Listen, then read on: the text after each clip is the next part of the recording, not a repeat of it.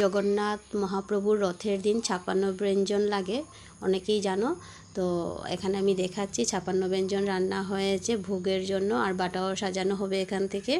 তো এখানে ফল বানানো হচ্ছে, সবার বাটাতে দেওয়া হবে, পূজাতে লাগবে, তাই এখানে তো রান্না হয়েছে 56 ব্যঞ্জন, তো বুঝতেই পারছো। আর এইগুলো ডিশগুলো দেখতে পাচ্ছ কলা পাতা দিয়ে রাখা হয়েছে। আর এখানে হলো মিষ্টি, খাজা, গজা, পিঠা, চিড়া সব কিছু আছে এখানে, লাড্ডু, পাটিসাপটা, খাজা, জিলেবি, তারপর লুচি, সুজি, অনেক কিছু বিধি আইটেম আছে।